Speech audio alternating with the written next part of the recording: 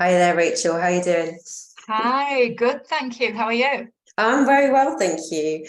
So thanks for joining us today. This is one of my first sort of interviews, discussions with the Infinity Health Hub, and our paths have crossed very beautifully as synchronicity and serendipity sort of does. And I was able to have a beautiful birth chart and reading with yourself about a month ago, I think it was. Mm. And intriguingly looking at it, and I was thinking, well, what do I do with this now? Something's going on, and then the old Chiron, isn't it? I'm going to keep Chiron, pronouncing it wrong. Chiron. Chiron is coming up into Taurus, and it was also coming up into my fourth house, and it's like all this old wounding and old.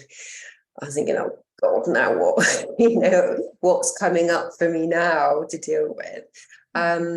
And as we just started talking, you said you got it in yours, and it was really, and your clients coming through. So there's a bit of a pattern, and we never go through this on our own. So what we're doing individually, collectively, many others are, and thought we should explore it really and see how we Wow. can understand it a bit more. Because once we're aware of things, we can have more conscious choices to change and just process things a lot easier and get the right tools in place to do it. So I thought, well, I'll open it up and talk with you, and I'd like to just sponge your information and just listen, get into your brain and understand more about astrology, if that's okay. Perfect. That's wonderful. And thank you for inviting me to talk about Chiron in Taurus and all things wounding and healing as well. So I think it's worth saying for anybody listening up front that Chiron was in Taurus between 1976 and 1984. So if you were born between those years or thereabouts, if you're in the 1976 to 1984, I would really check your individual chart. But anyone within that time period has their natal Chiron in Taurus. And when we're talking about Chiron, we're talking about our deepest wounds. Now, a lot of people in this day of awakening, healing, recovery, doing personal development work and inner depth work, we are working with our core wounds, aren't we? You'll know from the work you've done, nobody's not done work. You don't get to show up these days as any kind of leader without having done quite a lot of personal work. And it really hurts, when you first start feeling into these things that trigger you. You're like, why am I feeling like this? What's the root of it? And a lot of people don't necessarily, we're quite, in tune with, okay, we're working through this and we're quite lucky, but sometimes I certainly see it with my clinics that people aren't necessarily aware like that. So they'll come through with a lot of physical issues. And it's about, okay, let's look at the layers under this and to know that they have this healing to do. A lot of people don't know they have that. No, and in a lot of ways, I mean, I do see for myself and quite a lot of people I work with that quite often there was something really remarkable and horrible that happened in the life that actually sent the trigger. I need to heal from this. If you've actually had very obvious serious abuse or something like that, then it's a little bit more obvious that you need to do the healing work.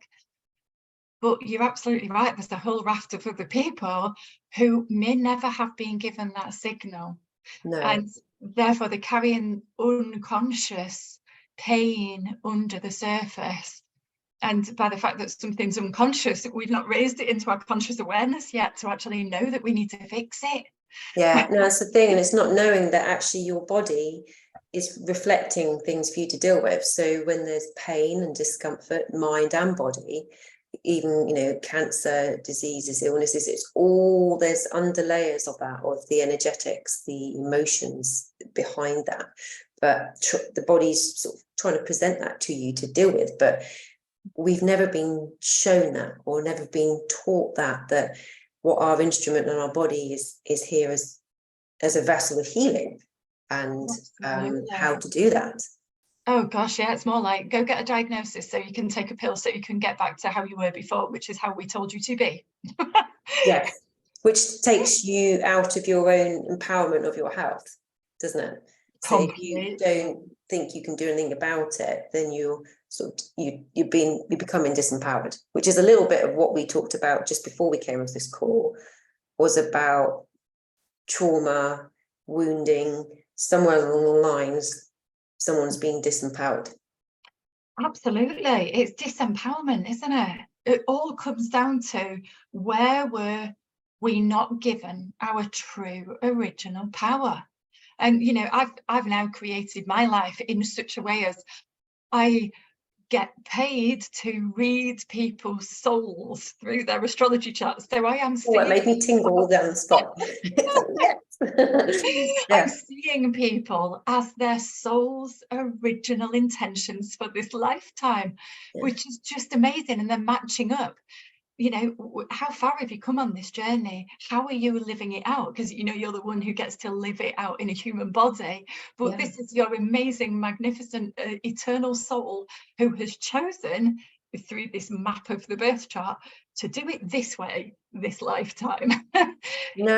That's so empowerment to have that sort of tool that kind of guides you a little bit more, doesn't it? It's because being able to trust and listen to your own instinct and those inner whispers, because the ego, which, you know, it's classes as the negative, it's not necessarily the negative, but it's the one that kind of wants to keep us safe, keeps us in survival mode. You know, don't do that, don't be seen, don't get out there, you're just much safer if you stay in the shadows. And, you know, whereas the whispers of the soul or the higher self, I see it's quieter for me, whereas the ego can be quite, treads on you with its heavy rubber size 9s sometimes, if you're not aware of what it is. Well, that's it. That's the thing about the mental scripting and those belief patterns that we end up in.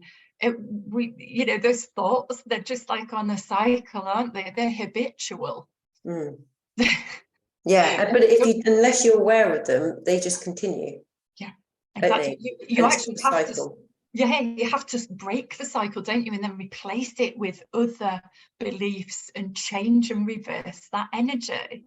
Yeah, and I'm seeing that it's we are literally at this cusp of this karmic merry-go-round, and so it's not just our lifetime, but it's humanity's lifetime, and to go, this is a pattern of fear and separation and judgment as actually what broke down humanity. It broke down what I see when I've connected to is like this sisterhood, which was this divine feminine power that was so powerful that abuse didn't happen. It was just so incredibly strong.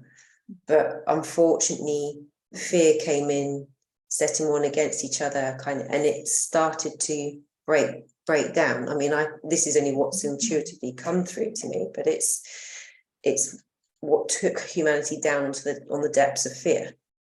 But now we're actually having a choice. Do we continue this cycle, which I don't actually think we have a choice, but you'll just keep hitting dead ends in your life, or you find one that's much more empowerment, more in yourself, more in your soul, more into love and joy. Absolutely. And who wouldn't want to feel that? I know, and that's the thing. Ultimately, I see us sometimes we're quite busy fools. Ultimately, thinking what we're doing different things because we think it's going to make us happy. But what we have to really come back to is that ultimately what we're seeking is love, joy, and peace. Yeah, and it's really simple. It's no more than that, but we've just got a misunderstanding of what will give us that. Yes, and all those layers, because so many of them are unconscious, aren't they? They're unconscious, they're unseen. So unless we talk about it and bring it into conscious awareness, and we each start sharing stories about, well, this is what happened for me, this is a pattern that can come up, this is a pattern that's coming up for everyone, and then we all do that awareness piece together. And start shifting it together. I've got another shiver down the old spot. It's literally holding that space and having that integrity and truth, but having the vulnerability to be open and truthful, to go, I no longer carry this guilt, this shaming, the shame that swallows the guilt and makes me keep very quiet in myself. It's actually, you release that to be able to be more present and talk about it. And then anyone else goes, well, why am I carrying that shame? That's just an old pattern that's held me, locked me in to not being my true self. And it's shifting all that, isn't it? Because a lot of wounding and abuse and trauma can come through with shame. Somehow something was wrong with you. Yes. And there are so many different routes into that, and so many different paths that we can see in every person's different lifestyle and lifetime and life trajectory, really. Should we just talk a little bit about the characteristics of Taurus and what that means? So if we really lock into Taurus, it's lots and lots of things. But the reason why this is quite interesting at the moment is the planet Uranus is moving through the sign of Taurus. And we see Uranus as shaking things up. It's trying to shake our foundations, and that is across the board. That's with everyone. Now, Taurus is where we feel safe. So we feel safe, we feel valued, and where we also place values on something else. Now, this can be more metaphysical, so it can be behaviours that we value in other people, core beliefs that we value in ourselves and others. But it can be physical things that we value, like whether your watch is made of gold and how much it costs and how amazing you feel with that on. And it could be the type of car that you have and the house that you have. So it could be more physical things. And I've mentioned things there that are much more possessions, because actually Taurus is about what do we possess on every level, and what do we value. So some people might possess the ability financially to, say, travel. So it's not something that they collect, more that their soul expands as they do it. So that would be like a value, but still, obviously, there's an exchange. They're paying to do that. Okay. All right. I mean, because as you were talking then and seeing about Uranus coming through and shaking things up, that's sort of what I'm seeing. In fact, I'm feeling it in my subconscious. It's like it's the basal ganglion, which is the basement of the brain, and I often see it as like dark fluid, and it's actually lights coming in, and it's just shaking up the murky stuff to kind of get things out. So it's interesting that you talk about it. It's literally coming through and it's shaking things up, and I've seen it's happening collectively as well. So in society, especially with us in the UK, with just different things like school systems, governments, it's what we have felt safe with is actually possible. Well, what I'm feeling, it's going to start to uncover and unravel, basically, because it's not really serving the greater good for people. I know we could pick literally any public service and talk and do an entire YouTube video connected with Uranus in Taurus with nursing or Uranus in Taurus with education. We could literally do that because it's so kind of there in our faces. Food prices, fuel prices, these are areas that we are not in control of. So it brings us back to, where have we given our power away collectively? So collectively, I've got a car and I need to drive my children to the bus stop to get the bus to school. So I have to put petrol in that. I have to do this, otherwise my children are going to go to school. But am I in control of rising petrol prices? No, not at all. And we begin to see we're not in we can choose what food we buy, but we're not in control of wholesale prices going like this across the board. We're not in control of that. So there's that destabilization that everyone is feeling. And then we come back to, what is safety? Have we been brought up to believe that the government has our best interests at heart? Wow. That's a big one. No, I don't think so. But there's the perceived perception that if it went peak tits up, basically, that there'd be something drastic is happening and life's falling apart. Actually, is it? Can we trust this process? of things need to unravel. Yeah. Darkness needs to be, or the shadows or need to be seen for people to go, that does not sit with me in my heart. It might not affect me completely, and I can probably still go and pay for my food and stuff like that. But the fact that someone else cannot afford food, that doesn't do that. That just makes my heart go, this is not right. There's something viscerally going on in my body going, this isn't right, and something needs to change. And that feels like a lot of heart expansion forward. And if you think a lot of other people start coming forward with that heart expansion of, not because it's what serves them, it's because it's not serving others, there's a huge compassion, that expansion going on there to change Absolutely. And we are all in it together when it comes to those collective things, that we begin to realize how fundamentally we have been out of control and where we've given away control. So there is a lot of people who have done work on their own values, their own self-worth, their own overcoming patterns of control and abuse, and where people have misused their power and taken power where it wasn't theirs to take. So all of those people quite rightly go, hang on, I've seen this before. So now we can see that on a collective level, the things that we've got under our belt on an individual level. And we see that in so many areas, don't we? Yeah, and I, as you talk there, we cannot change the outside world unless we're changing inside. And in fact, it's our inner vibration, our inner resonance and oscillation that connects to others that creates this very powerful wave of change and evolution. We can't look at something and go, that's awful, and get really negative and fired up, because that all that is doing is bringing out in you that fear of, I'm out of control. And it just, for me, from a body perspective, that just takes you into fight, flight. And if it goes into hopelessness, you're shutting yourself completely down, which then shuts down your whole system. So it's having the ability to go, this is triggering me. What can I do about it? And the two things you can do is how I perceive it and how I act. And so it's about, what can you do with that? And can you do something else about it? Yeah, what are the alternatives? Is your soul purpose saying, that's not right? But somewhere deep in your soul level, you're here to create something different. You're here to create another aspect of society that actually is serving the greater good. Amazing. And I'm so glad you mentioned about purpose, because North Node has been moving through Taurus for a couple of years. It goes through one sign for a couple of years. And as the North Node has been moving through Taurus, as well as Uranus, North Node shows us the direction we're meant to be going in.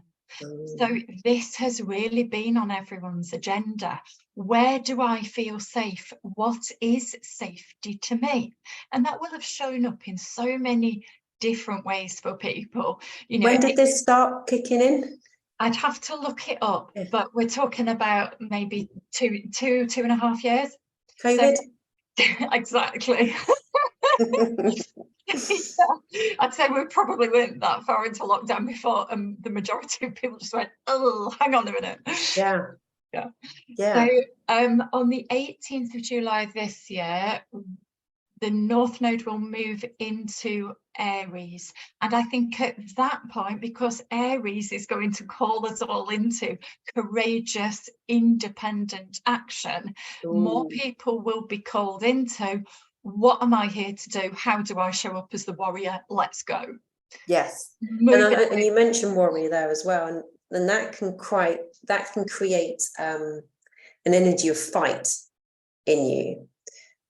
But that, for me, it depends on how you connect to that. If you connect from it from a fear basis that you have to fight something, you're going to lose a lot of your energy, and actually you're going to feed what you're not liking, your energy. So it's more about coming to your heart center, your soul, your seat of your soul, to go, what direction do I want So here's the negative. So neither can exist without the other. What can I create as the positive to go Absolutely. forward? And it's like that blasting out, that emanating of light from the heart space of every soul that is awakened to their own truthful purpose, and the courageous speaking of truth that blasts through the layers and that shows other people where there have been the unseen layers, so that other people can go, hang on a minute, I can choose the opposite as well.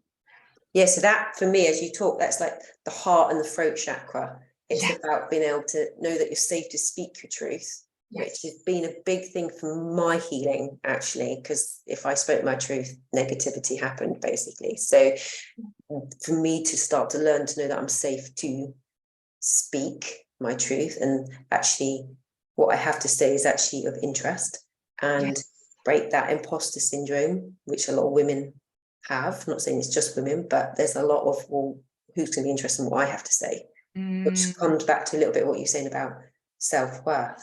Comes back to the worth again. Coming up. Yes. Yeah. And it's that noticing, where have we been conditioned to think that what we really have to say is not worthy? Who told us? Who said so? Yeah. Is it school time just told to shut up? Is it the Victorian days of children to be seen and not heard? When is it? When do you become valued?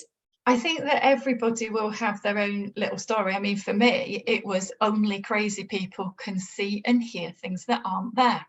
So I had to shut down my spiritual gifts because I was clairvoyant and clairaudient from a very young age. So, but that's crazy shit. That's hocus pocus. And you're not allowed to say that, or you'll be institutionalized. I mean, that's a powerful message for shutting up. And that's what happened. Yeah. And actually, those patterns of humanity are in ourselves. So it travels, imprinting, it's trauma, travels through the matriarchal lineage. Yeah. So anything to do, witches, women were burnt for being witches because they had this divine feminine power which wanted to be closed down, unless it was, unfortunately, it was put under the name of God. You could only do it if you're in a church. But yeah, so there's been a huge amount of suppression of people's gifts and their talents and their spiritual, or whatever you want to call it, connection and wisdom. Absolutely, because God forbid that actually everybody could come into a place of their own spiritual empowerment and realize that they are divinely magical and magnificent as they already are. Wow. Wow, imagine all these people being really empowered. You couldn't control them, could you? Exactly. Yeah. So that is what coming up, you'd say, now, in terms of so we're moving towards the end of this North Node in Taurus period, so we're really in a very highly active place of getting chance to review that. So fairly soon, 2nd of May, Pluto is going to go into retrograde through Aquarius and then through Capricorn. So we're going to move backwards. We're going to go backwards into Capricorn only until the end of this year. By January 24, Pluto is going to go forward motion in Aquarius, and it will stay there for 20 years. This very much is Age of Aquarius, switched on, power to the people. We're not moving back. Yeah. When you say Pluto going in retrograde, do you think it will feel or be perceived that we're going backwards in society? I think what we will do, I suspect that we've had a little, maybe a little preview of what could happen, such as more people have felt the call to step up and acknowledge their spirituality. That's what I've seen in the spiritual community. There's more truth sharing on a deeper level, not on a glitzy kind of spiritual bypassing, but a lot more people have really stood up and said their truth. We've also seen a lot of AI has been on the agenda. We've had technology having a big surge. So Aquarius is ruled by Uranus, which also rules electricity and technology and communication. So we will always see light and dark operating together. So we will see some forces of control trying to control technology, trying to control people through technology. There will be that aspect of it, so we need to be mindful and alert about how much data we're sharing with whom, and you know, maybe there are some negative potentials there for sure, and you know, I don't want to focus on that too much. We don't want to draw it to ourselves, but with Pluto, we can transform. We have deeply transformative energy, and we are about to transform things for people, for more people, by truth speaking, by getting these things under our belt with new leadership. So people who've done their own work and who've been waiting in the wings, doing little bits, testing out their theories, testing out what they need to say, be, do. Those people are going to push forward in a much bigger way. There are lots of people like yourself who's built something up and is ready to unleash it on the world in a really positive way. There are so many people there just ready. There's like a tipping point to be had. That's interesting you say, because I feel like I'm just nearly there. Yeah. But not quite. But that might be a perception of thing, or it could be an old belief system that I might have money. It's probably real. It's probably real, because I mean, I certainly, certainly the cosmic map at the moment says this is where we're at, and we're just doing a little bit of a mop up. So Pluto has a bit of a wrecking ball function. So anything that needed to be brought from the shadow into public awareness, particularly pertaining to real serious abuses of power and control in corporations, in anywhere that was traditional. So Capricorn is very traditional patriarchal structures.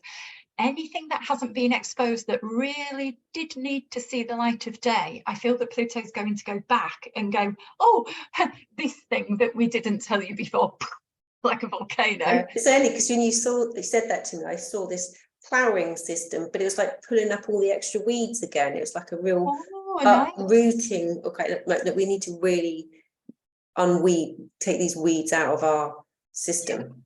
Love it. Oh, I love the idea of uprooting. Yeah, great.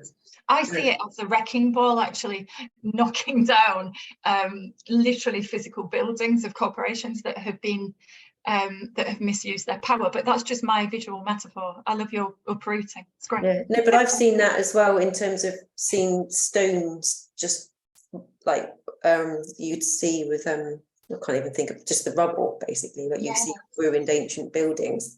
They dropped down, and they're not the sort of structures there.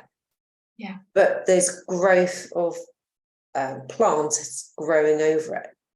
But so it's sort of using an element of its foundation, but it's becoming much softer, much more open, and just a different, it just gives a different life. So I love that, with the idea of roots growing. So it's like giving over to nature. It's like taking down what was forced or man-made, and saying what would happen if we let it be naturally. Yeah, and nature uses it to a point to grow stronger. It's interesting times, isn't it? And I guess it's how to navigate it and not be overly triggered, or if you are triggered, have the awareness to process those triggers, so you're not constantly in that cycle. Yeah, and also I think rather than seeing triggers as negative, see triggers as giving you information. It's your body and emotional system just going, here's some information, here's something to dig into, rather than here's something to fight back about. Yeah, or here's something to be scared about, which again is fear coming up, because I'm quite simple and I like simple things, and it's like it's either fear or love ultimately. And if you're getting something that doesn't make you feel very good, then there's fear processing through your body. And it can even be your own thoughts. If that makes you feel flat and negative, then there's again another thought process or belief system that you've got coming up for you that isn't serving you anymore. Shall we talk about how a few of those might look, particularly for Taurus? Okay, that'd be really good. Because the first one that would just come to mind is fear of judgments. Okay. So if we fear being judged, why is that? What are we actually fearing? Like, what's underneath it? Is it that we're really scared of what somebody else might say? And what might they say? So it's like digging, isn't it? It's like asking another question. I'm scared of what somebody else might say or think about me. Why? What is that? Well, actually, it's mockery or ridicule, because they don't. Why is that? Because they don't understand what I'm saying. Why And is so that? behind that then is that fear again, isn't it? And that fear of being rejected, which Yes. is our old survival method of we need to be accepted to belong to survive. Yeah, so fear of not fitting in, fear of being rejected. And when we're little, we have to, you know, and well, not just when we're little, even now, of course, we want to belong to some tribe, some pack. We're hardwired as humans to belong, aren't we?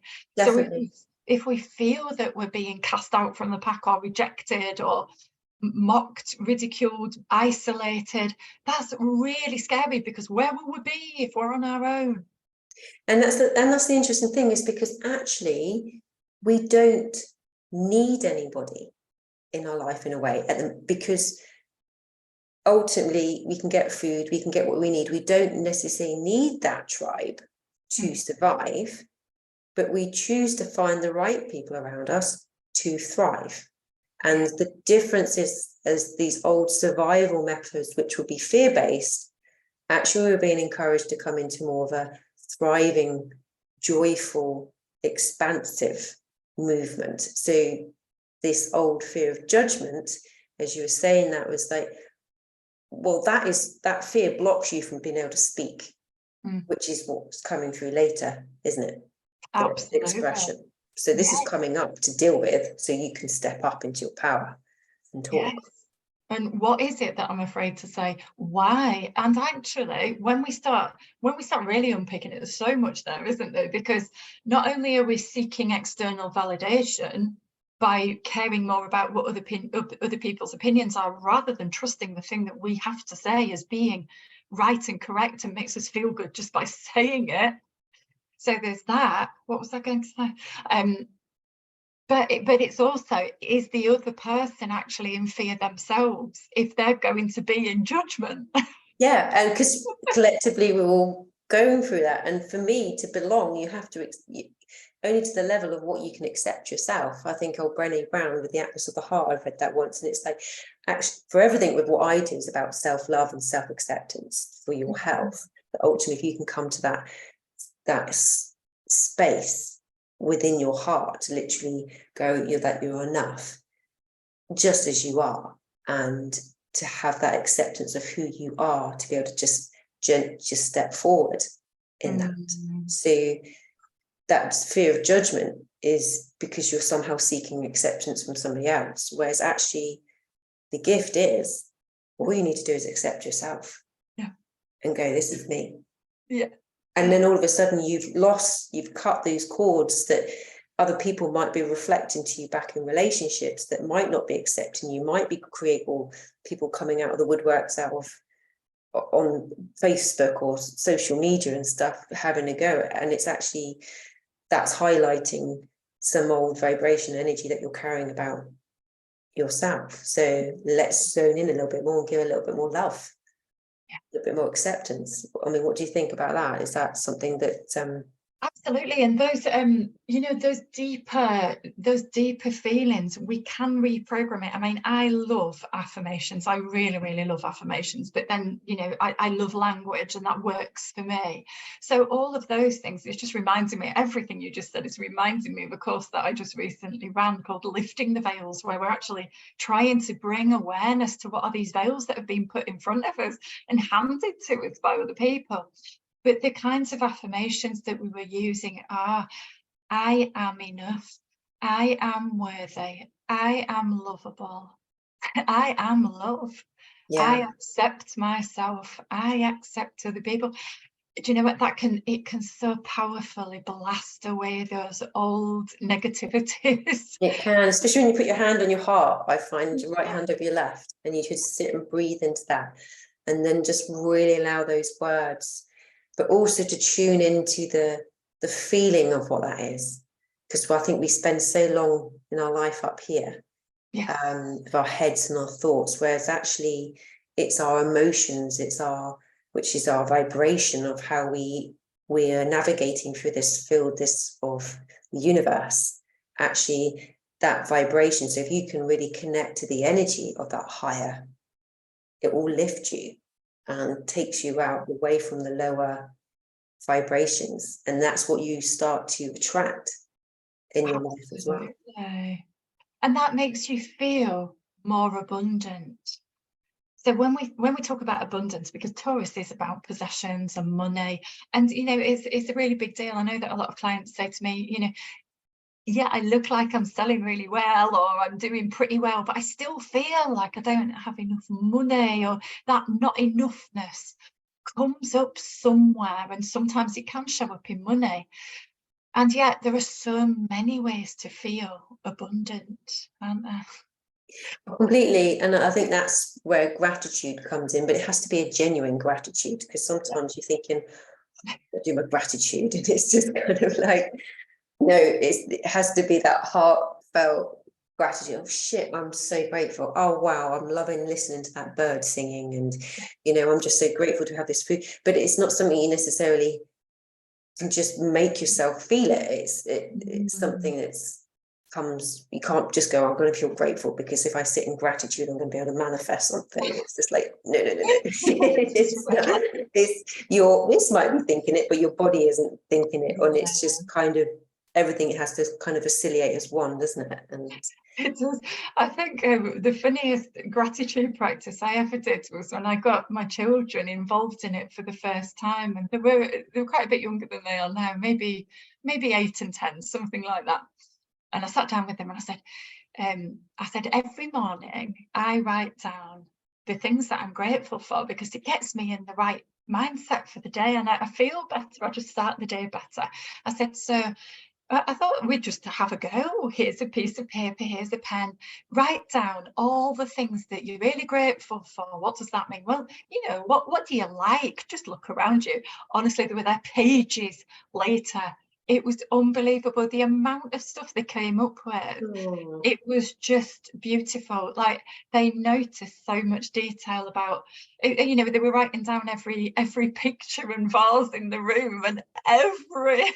Oh wow. But that's the thing, because children are in the present moment, aren't they? That they live in it so much more. So I don't know when we start to not be so much, but they are, and they're observing, they're sponges, aren't they? They say that up to pubescent years, that everything about that child is about them, which, so if anything negative's going on, it's something about them. They've taken on, so we're going back to beliefs now, in terms of if they've been in a negative environment, there's something wrong they've done. Sorry, I've taken something very beautiful that you've just said about gratitude and how lovely you should. I'm going to go, I'll just splat that one right down. But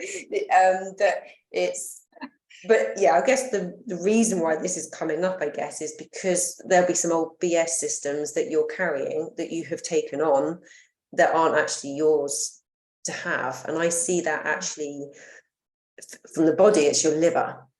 Your liver is a sponge. And it's liver time, it's springtime, so it's the spring clean, detox, letting go. But with the heart, with the liver, it's anger and bitterness, which goes into the gallbladder, and then the back half of that is betrayal. So some real deep stuff that you might not be conscious of, but still playing out in your system, which is again going back to what we sort of talked about in terms of values, or seeing other things and what's come through. That's fascinating, isn't it? Yeah. And how would you work on that? How would you know that your liver was out of alignment, unless you had like a liver disease? So with the liver, I mean, it can show up in many different ways. So, I mean, I'll go for the first snapshot, perimenopause, menopause. So for women on that perspective, the liver really kicks in. So it's hot flushes, irritability, mood swings, right shoulder pain. You often get like right discomfort, frozen shoulder if the liver is really tight. Smelly poo, that's a big one. Hemorrhoids, quite severe, and then headaches and things like that. So you get quite a lot of even hormone imbalance because it has about over 500 functions, the liver.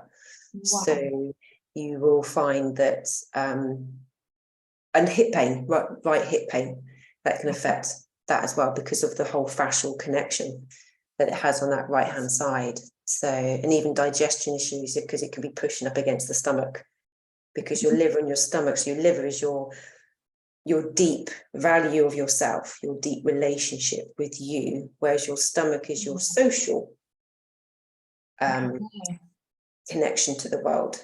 So it's your inner, deep inner, and then more your outer world of self, and they can come quite compromised. And that's what I've seen in clinic lately, actually, as we're talking about it, is that it's been jumping from liver to stomach, these like stomach issues, but it's the liver and it's pushing on to that side. So it's probably a little, how if I can see that energetically more, it's about our deep relationship with ourselves, our old values, our old beliefs, very deep within us that we've taken on, as how it's affecting us, how we're showing up in the world. That's amazing. That's directly related to this Chiron in Taurus, isn't it? It's just directly right there. Got a tinkle. So yeah, it's incredible how I can be talking about how I see it, and then you can see from what your perspective and how that can. But also you're literally talking about, I mean, we are talking about a set of people who began to be born in 1976, and you're saying perimenopause. It literally oh god, yes, does actually tie up. So we are talking about women who are we're talking about women who are up to 47 here in this Chiron in Taurus segment. So, you know, mid-40s is really typical, isn't it?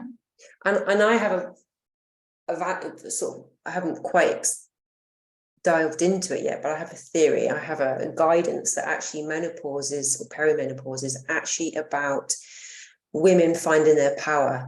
It's about them transitioning from that they've been in the maiden, they've been the mother, now they're coming into the crone, which never has a very nice connotation to it, but it's this powerful woman that has this wisdom that people come to be given advice and direction, and they sit in that power. The problem that we have with the symptoms of it is because of the stress, the toxicity that we have in our planet, our food, but that we're too busy.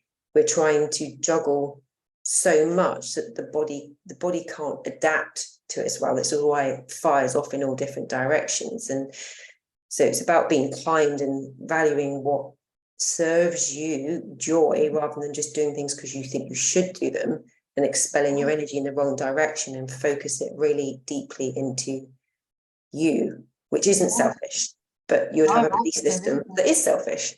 So but I see it as like an awakening of the woman, the feminine divine. And how amazing, because unless you do this healing and recovery of any wounds in order to reclaim the soul's original true power, you can't sit in your wise woman crone.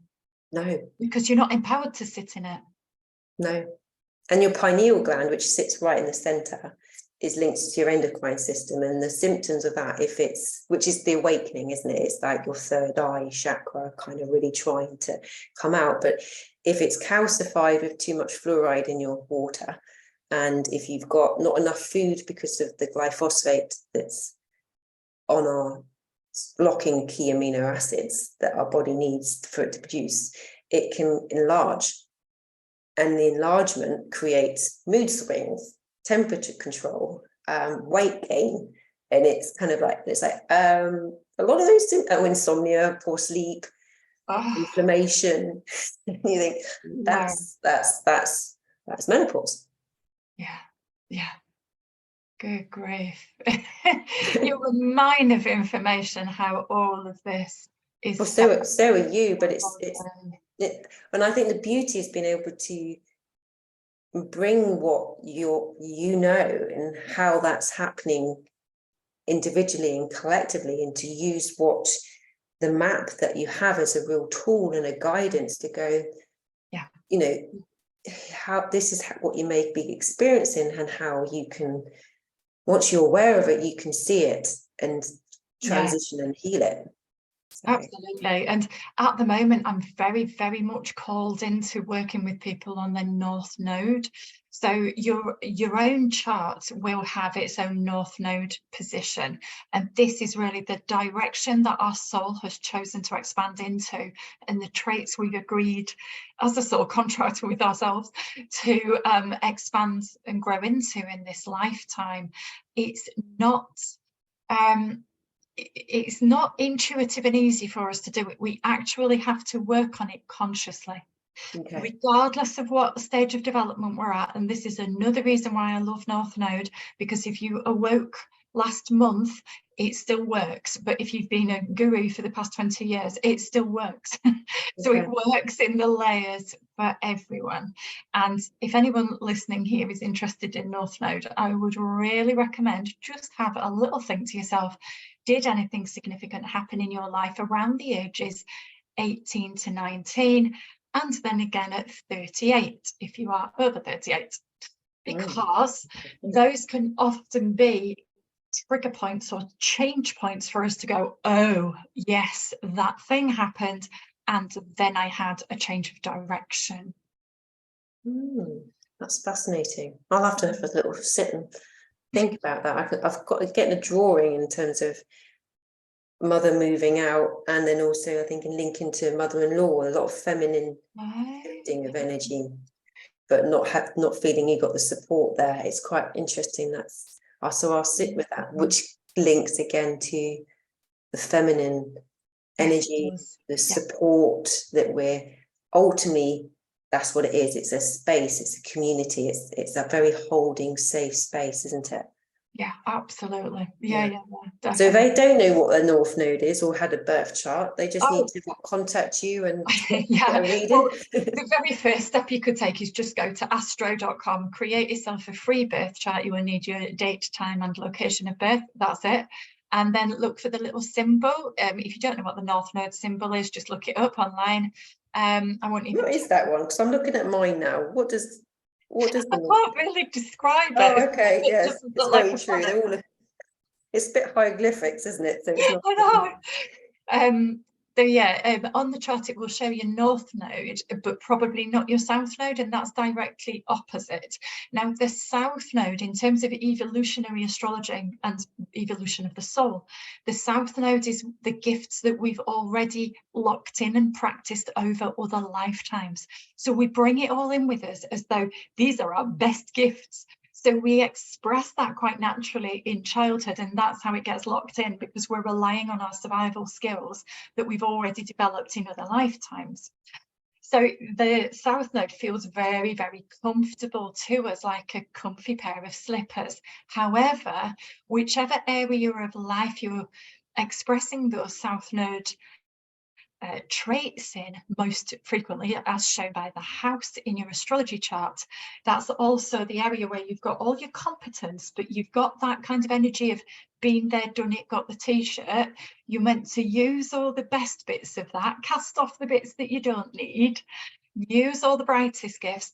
And it's almost like an archer pulling back the South Node. You know, when you pull back the bow, that's where all of the energy potential is, but then you're releasing it off in the direction of your North Node and using that to support the development of your North Node traits, and do it in the area as shown, area of life as shown by your house. Wow, that sounds so powerful, to be able to have that real clarity of like, this is me, this is my energy, I honor it, I hold it, and I fully love and accept it, and I'm just going to go oof with that. I mean, that is just so energetically powerful, because I can be all over the bloody shop. To have that sounds amazing. It is. I mean, at the moment I'm offering people just audio recordings based on their own chart of, this is your North Node, keep going in this direction, really, really clear, keep going in this direction. This is the thing that will pull you back, don't go there, keep going, or following your true north.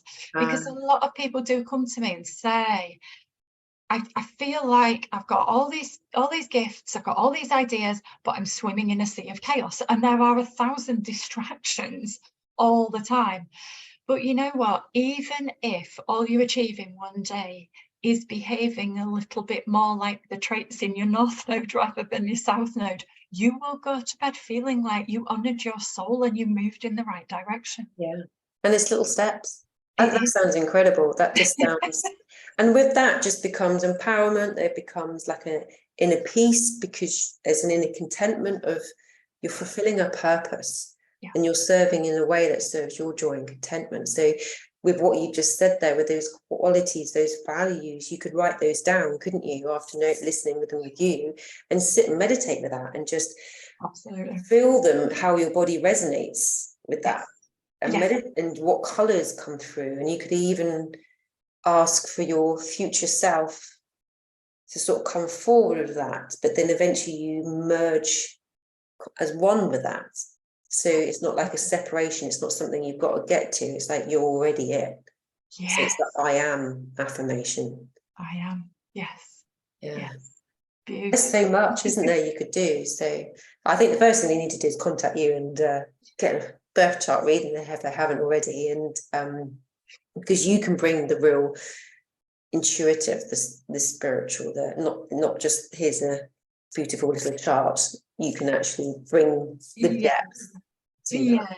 And the amazing thing is, in every person's chart there's always these incredible gifts, and quite often people will contact me at a point where they're saying, I understand a little bit more about my gifts now, I sense them, I have a really good sense, can you just like put some words to that? And yes, I can. And the more that I see people who are leaders who are spiritually aware and awakened, the more that I learn and can pass that knowledge on. So yeah, it's amazing. And we all have areas of vulnerability, areas of challenge.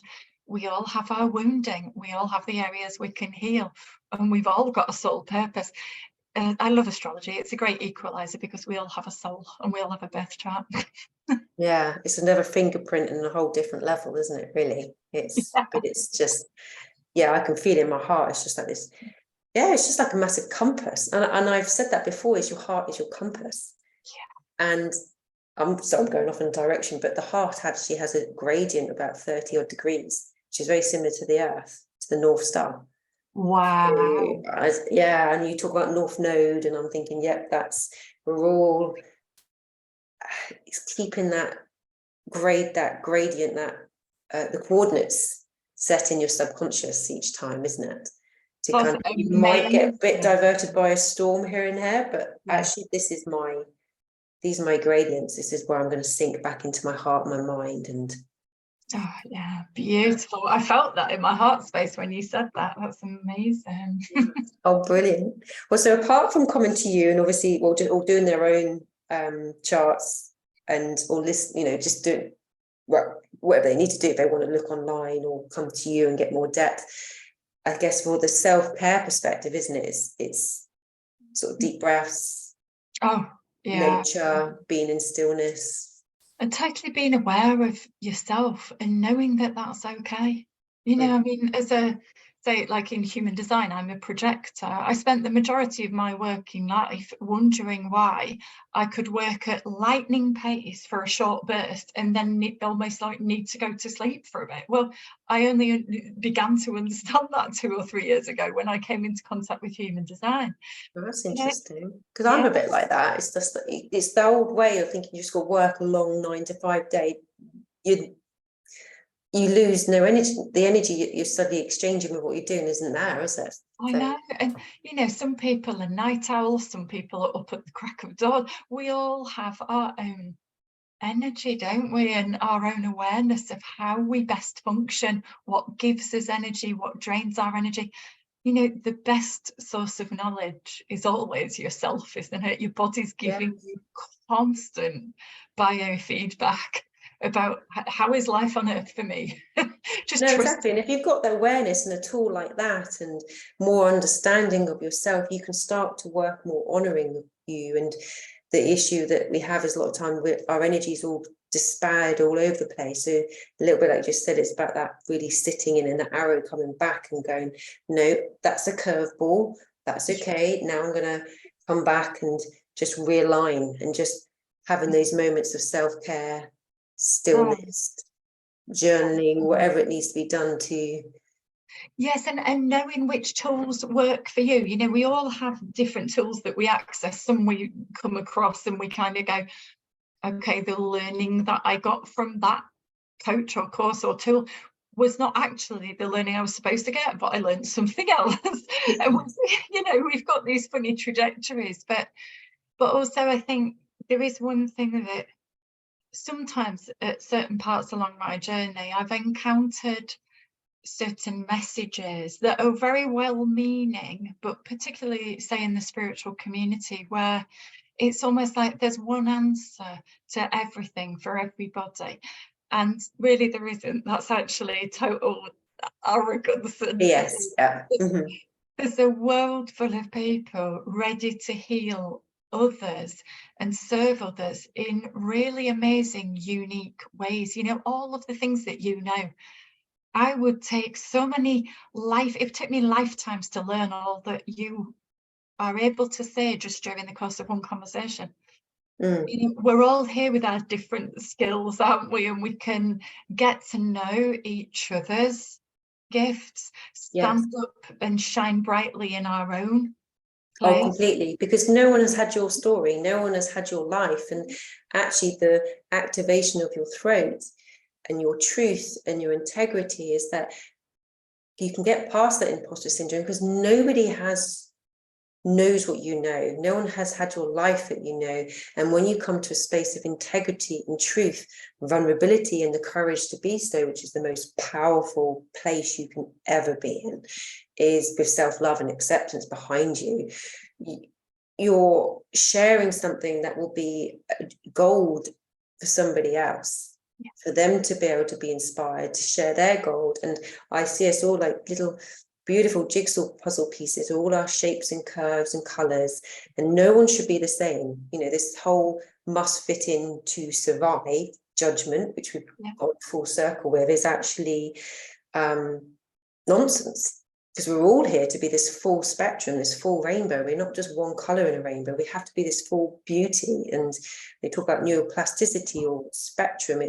We're all here to acknowledge our gifts and our talents, and with self-love and acceptance, be it, to create this wonderful community.